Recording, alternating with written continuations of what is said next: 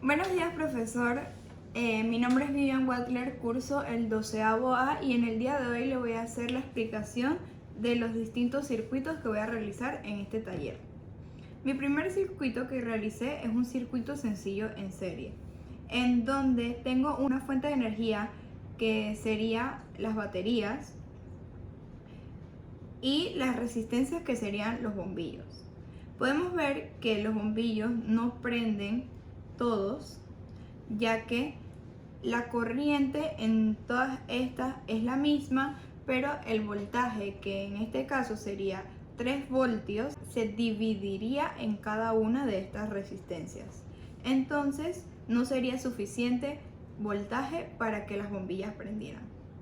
Bueno, lo que tenemos aquí es mi segundo circuito, que es un circuito sencillo en paralelo, en donde podemos ver que todas las bombillas se prenden por igual. ¿Esto por qué es? Es gracias a que el circuito en paralelo hace que el voltaje llegue de igual manera en todas las resistencias, pero en cada nodo de estas resistencias hay una bifurcación, o sea que la corriente no es la misma en cada una de estas. Bueno, este es mi circuito mixto, en donde estas dos bombillas están en serie y estas dos en paralelo, porque la corriente, entra una sola corriente, se divide y vuelve a unirse para estar en serie con la fuente de energía.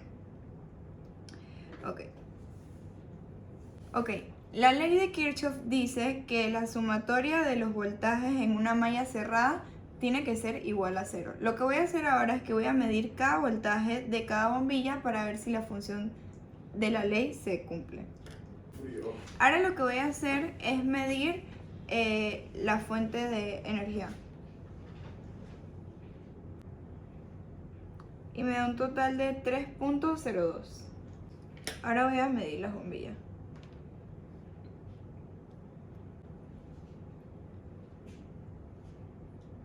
La primera bombilla me dio 1.38.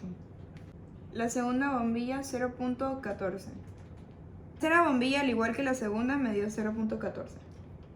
Ya que están en paralelo, el voltaje es igual. Ahora voy a medir la última bombilla.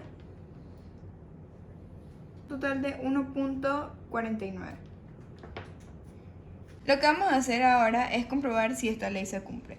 La fuente nos dio un total de voltaje de 3.02 y lo vamos a restar de lo que nos dio los bombillos. El bombillo 2 y el bombillo 3 solo voy a poner la cantidad una vez, ya que están en paralelo. Ya que tenemos todos los valores, esto nos tiene que dar 0 o un número muy parecido a 0. Hacemos la resta. La suma de todo esto nos da, y aquí podemos ver que la ley se cumple.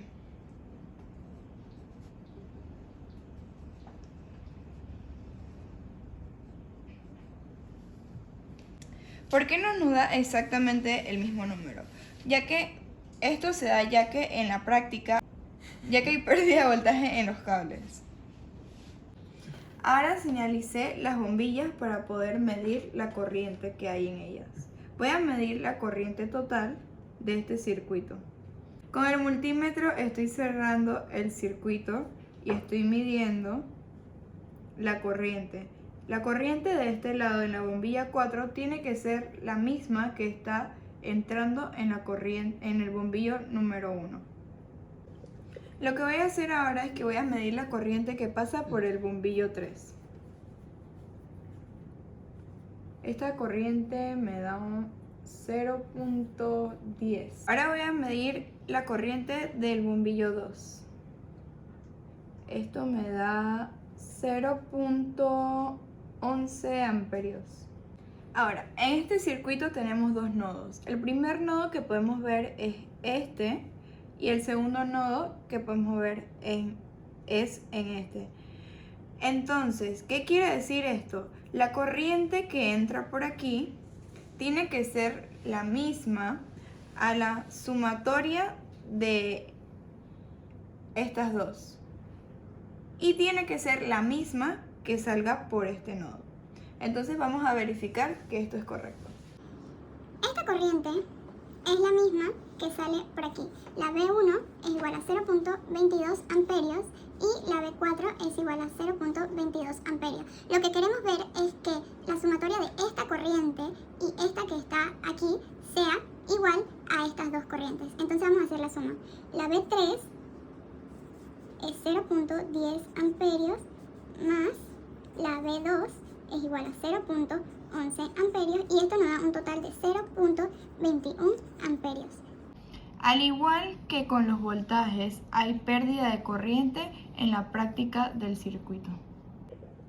Ok, lo que tengo aquí es mi circuito en paralelo con una batería voltaica. Lo primero que voy a hacer es a medir el voltaje que está ocurriendo aquí con el conductor del agua con sal.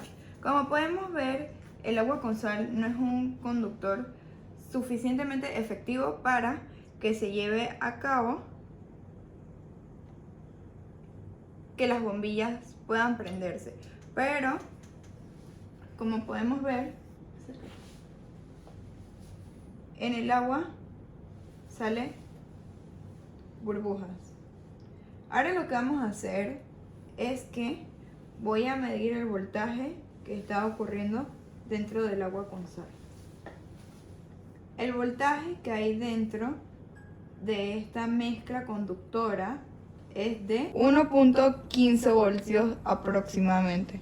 El siguiente conductor que voy a utilizar es el agua regular. Ok, ya tengo mi circuito en paralelo con el agua regular. Como podemos ver, está pasando el proceso de electrólisis y voy a medir el voltaje que hay en este conductor. El voltaje de este conductor es aproximadamente 0.60 voltios y vemos que el conductor no es suficientemente efectivo para que se prendan las bombillas. Ahora vamos con el agua con azúcar. Ya empezamos con el proceso de conducción con el agua de azúcar. Como podemos ver, el proceso de electrólisis es muy poca en diferencia al agua regular o la del agua con sal. También podemos ver que este conductor tampoco sirve para que la corriente pueda llegar a las bombillas. Voy a calcular el voltaje que hay dentro de este conductor, que pasa dentro de este conductor. El voltaje que tenemos es de aproximadamente 0.88 voltios. Por último, voy a ver el nivel de conducción del agua con limón. Este conductor está pasando un voltaje de 0.75 voltios aproximadamente. Y ahora tengo mi circuito en serie con un conductor que es el agua con sal. Como podemos ver, este conductor tampoco nos sirve para que el voltaje llegue a los bombillos. Podemos ver que el agua como conductor tampoco es lo suficientemente eficaz para que el voltaje llegue a alguno de estos bombillos. Ahora vamos con el agua con azúcar como conductor. El agua con azúcar como conductor tampoco es eficaz para que el voltaje llegue a uno de los bombillos. Por último, vamos con el agua con limón como conductor. Y podemos comprobar que el agua con limón tampoco es un conductor eficaz. Podemos ver este circuito en serie está bien hecho, pero los conductores que estábamos utilizando no son lo suficientemente eficaces para que el voltaje llegue tan siquiera en uno de los bombillos, a pesar de que el circuito en serie, el voltaje se divide en cada uno de ellos. Muchas gracias por prestarle atención a este video. Este fue un experimento que me ayudó a entender mejor lo que estábamos estudiando y fue muy interesante de realizar. Muchas gracias.